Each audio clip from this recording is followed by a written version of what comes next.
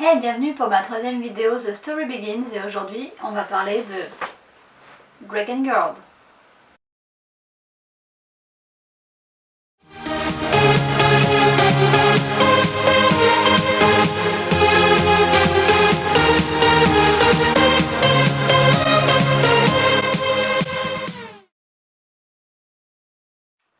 Donc le manga Drakengard Destinée Écarlate est scénarisé par Jun Aishima, dessiné par Z et la supervision est faite par Taro Yoko qui est le créateur du jeu Drakengard. Donc c'est un jeu qui date apparemment de 2003 qui était je crois sur PlayStation, il y a eu je crois 3 éditions et donc l'univers du manga tourne autour de l'univers du jeu. Voilà, donc c'est publié aux éditions Kurokawa, ça a été publié en 2013 au Japon, c'est publié depuis avril 2016 en France, le tome 2 arrivera en juillet normalement, et le manga est fini en 3 tomes. Donc le manga est en noir et blanc, hop, voilà une page au hasard, et il y a quelques pages au début en couleur.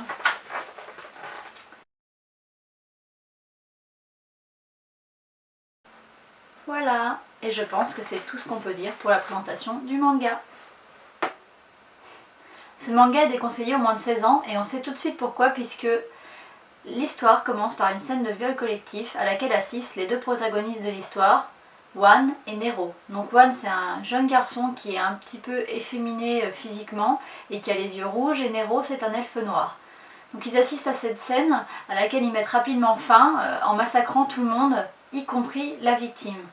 Ils mettent le feu au cadavre et ils reprennent leur route, ils rentrent dans un village et là encore ils reprennent leur scène de massacre sur tous les habitants, mais ils se retrouvent vite encerclés par la garde du village. Donc on découvre à ce moment-là que Wan a un certain pouvoir qui est lié au chant, donc dès qu'il chante il peut terrasser ses ennemis mais ça attire un dragon. Donc ça c'est repris du jeu vidéo apparemment puisque dans le jeu vidéo il y a des dragons et heureusement comme dans le jeu vidéo ils peuvent être terrassés par du sang d'elfe. Donc Nero trempe ses flèches dans son sang et va viser le dragon et bien sûr le toucher et le mettre en fuite. Donc grâce à ça ils ont gagné contre les gardes et ils ont vaincu le dragon donc ils peuvent continuer leur massacre dans la ville. Et c'est à ce moment-là précis qu'on va comprendre pourquoi ils tuent tout le monde en fait, puisqu'il y a un des gardes auxquels ils ont mis feu qui se relève, enfin ou un homme, je sais plus si c'est un garde ou un homme, qui se relève et qui est tout déchiqueté de partout mais qui va quand même les attaquer. Et donc on apprend en fait qu'il y a une maladie qui touche les gens de cette région qui s'appelle la maladie de l'œil rouge, qui permet aux gens en fait, qui permet entre guillemets, mais c'est un peu semblable aux zombies, ça veut dire que une fois qu'ils sont morts ils vont se relever et ils n'auront plus de peur, plus mal et ils pourront attaquer comme ça. Donc voilà, et on apprend que on ne sait pas en fait avant que les gens meurent s'ils sont malades ou pas, ce qui explique pourquoi les deux héros tuent aveuglément les gens sans distinction de sexe, d'âge, etc. Et je ne poursuivrai pas plus loin mon résumé puisque je ne vais pas vous spoiler puisque un peu tout le tome 1 tourne autour du fait de savoir qui sont ces deux personnes, pourquoi est-ce qu'elles ont la mission de tuer les personnes atteintes et donc voilà, on en apprend un peu plus par la suite. Par contre pour le spoil, je préviens tout de suite, la partie qui arrive avec mon avis, je vais spoiler. Donc en ce qui concerne mon avis personnel, et ce n'est qu'un avis personnel, je n'oblige personne à penser comme moi, j'ai été en même temps enthousiasmée par ce manga, mais j'ai été autant déçue. Donc je suis un petit peu, voire extrêmement partagée. Alors il y a une part de moi qui a beaucoup aimé l'histoire, toute la psychologie des personnages, j'ai beaucoup aimé le fait que ce soit des personnages froids qui ne vont pas se poser la question de savoir si c'est un enfant, une femme, une victime, un coupable, qui vont tuer et poursuivre leur mission jusqu'au bout, parce que c'est ce que je regrette souvent dans les films, les livres, les séries, etc. où il y a des zombies par exemple, où on va toujours épargner quelqu'un et finalement il va finir par bouffer tout le monde. Alors moi à ce moment là devant ma télé je suis ah mais non vas-y tuez-le on s'en fout, voilà. Et donc là j'ai trouvé ça super qu'il le fasse et qu'il tue tout le monde. Et je trouve ça très intéressant. Je trouve aussi intéressant l'histoire et comment elle est amenée. On a envie de savoir qui sont les personnages, pourquoi est-ce qu'ils tuent les personnes atteintes, voilà, on a envie d'en savoir plus. Donc sur ce point-là, je trouve que c'est un manga qui est plutôt réussi. Mais après, il y a 3 points qui me font douter du manga. Alors je ne l'ai pas dit avant, mais le premier point c'est, enfin en fait tous mes points sont un peu liés à ça. C'est que chaque chapitre est ponctué d'une petite page comme ceci, où c'est un dialogue entre le scénariste et le créateur du jeu. Donc il y a un thème qui est abordé et le scénariste essaie de savoir pourquoi, pourquoi par exemple les gens sont atteints de la maladie de l'œil rouge. Voilà. Donc mon premier point négatif, c'est que je trouve que ces petites pages se veulent drôles et je trouve que c'est raté. Voilà. Je trouve que c'est pas forcément drôle, que c'est un peu un humour qui peut être un peu lourd. En fait, ça se base toujours sur le fait que le créateur du jeu essaye de se barrer. Voilà. Il veut pas faire l'interview et donc il essaye toujours de partir sans répondre aux questions.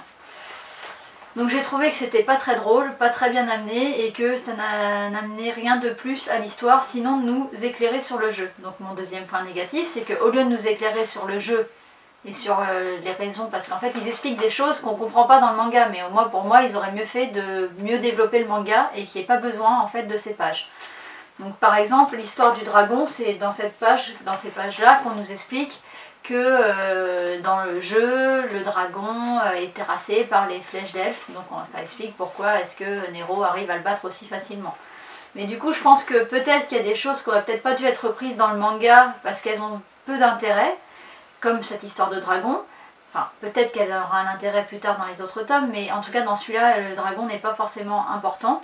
Et au lieu de nous expliquer ça par des pages, on aurait mieux fait de mieux développer l'histoire pour qu'on comprenne et que ça soit un manga à part entière, qu'on n'ait pas besoin de toujours revenir à l'histoire du jeu vidéo. Voilà. Et mon troisième point, le plus négatif, ma troisième remarque, elle concerne le dernier point, la dernière page d'explication. Alors, pour revenir sur l'histoire du manga, et là, je vais spoiler, je préviens tout de suite, si vous n'avez pas envie de savoir plus ce que j'ai dit jusqu'à présent, vous pouvez couper tout de suite la vidéo. En tout cas, le manga, il fait moins de 200 pages, il débute par une scène de viol, il finit par une scène de viol, et entre-temps, il y a une tentative de viol. Donc ça fait quand même beaucoup pour moins de 200 pages, de viol, une tentative, et la dernière page avec une explication pour moi qui est foireuse. Voilà, pour le dire clairement, je trouve que c'est une explication carrément foireuse. Donc la première scène de viol, bon bah c'est pour nous montrer que il tue, peu importe la victime ou le coupable, il tue. Alors ça aurait pu être une autre scène qu'un viol. Voilà, bon, c'est une chose, ils ont choisi un viol, ok. La dernière scène du livre, donc en fait ça finit par un flashback où ils sont dans le passé, normal pour un flashback, et où en fait Nero essaye de violer une femme. One l'arrête, et donc pour se venger, non pas pour se venger, parce qu'il allait quand même violer quelqu'un, parce qu'il est frustré, il va aller violer une autre fille. Donc il va aller violer une fille qui est en train d'observer en secret l'homme qu'elle aime. Donc il la viole pendant qu'elle regarde l'homme qu'elle aime.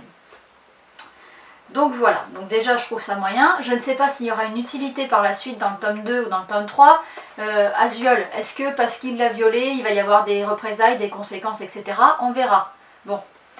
Ça aurait pu passer, moi je suis pas le genre à être outrée parce que y a des seins dans un manga, je lis le manga Triagix par exemple où les filles, enfin voilà, il y a des scènes qui servent totalement à rien comme les scènes de la douche et tout ça, voilà, c'est connu, voilà, je lis des mangas donc je sais à quoi m'attendre. Donc il y aurait que ces scènes, j'aurais rien dit. Mais l'explication qui est donnée, donc je vais vous faire voir de plus près, en fait, à chaque fois donc le créateur du jeu ne parle pas. Et là on peut voir qu'il y a juste une phrase et demie en fait qui est du scénariste. Et là, tac, il y a tout ça, c'est le créateur du jeu qui parle. Donc pour une fois il parle. Et donc le but est de savoir, enfin est de parler de cet acte de Nero. Et donc, alors moi j'ai été choquée par ce qui est dit. Donc il y a une phrase dedans, enfin il y a une phrase qui fait 4 lignes qui est, je vous la cite, bien entendu, initier une relation par la force comme ici est absolument interdit et je condamne fermement de telles pratiques extrêmes. Donc bon, c'est bien de le rappeler hein, que le viol c'est interdit, enfin, c'est cool, on le sait tous normalement. Et c'est les 4 petites lignes sur lesquelles il va dire que c'est pas bien. Parce que sinon, moi j'ai eu l'impression qu'il essayait d'expliquer et de cautionner l'acte de Nero. Donc il va dire que en fait il fait preuve de gentillesse et de charité, voilà, en lui permettant de regarder l'homme qu'elle aime pendant qu'elle se fait violer. Donc pour moi, enfin c'est un petit peu abusé de dire ça, voilà. Et que parce que d'habitude quand il viole des femmes, oui, parce qu'apparemment c'est un personnage qui viole énormément de femmes, il ne prend pas la peine de leur montrer l'homme qu'elle aime pendant qu'il les viole. Il les viole et puis c'est tout. Alors que là, bah, il est sympa le mec quand même. Enfin voilà, moi je trouve que c'est... voilà, il parle que c'est de l'emprise psychologique, alors je suis totalement d'accord, mais bon, faut pas parler de... Voilà, de rendre service hein, à ce moment-là. Voilà. C'est de la torture et qui est physique et psychologique en même temps. Et il finit même par dire que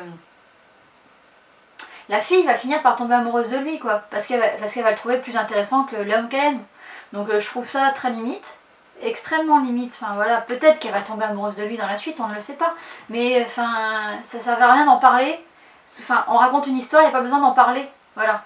Et alors le truc qui je trouve le pire, c'est que ça finit par une phrase du scénariste qui reprend et qui dit quand on parle de cul, vous devenez étrangement prolixe. Alors je sais pas si c'est moi ou si c'est tout le monde, mais moi pour moi parler de viol c'est pas parler de cul quoi. Enfin c'est un acte sexuel mais c'est pas exactement pareil quoi. Donc voilà, et donc moi je trouve que cette justification entre guillemets de l'acte, elle est de trop et ils auraient mieux fait de rien mettre en fait.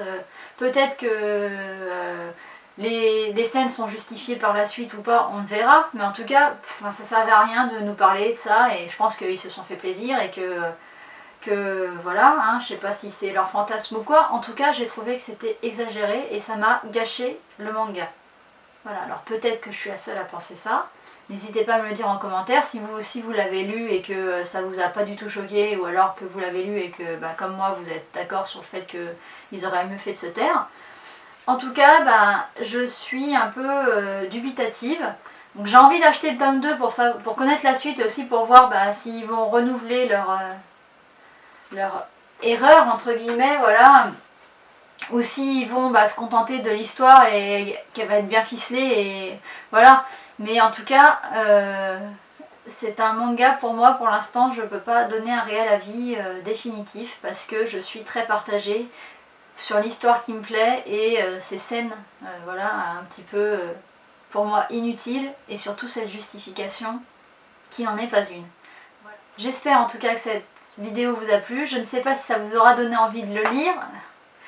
Enfin voilà, peut-être pour vous faire votre propre avis aussi. En tout cas, si vous l'avez lu ou si vous le lisez dans l'avenir, j'aimerais bien savoir votre avis. Et peut-être que je suis complètement folle et que c'est moi qui me suis monté la tête. En tout cas, voilà, je suis peut-être une petite chose facilement choquée, j'en sais rien. J'en avais peut-être pas l'inconscient jusqu'ici. Mais en tout cas, bah, n'hésitez pas à me dire vos avis et je vous dis à bientôt dans une prochaine vidéo.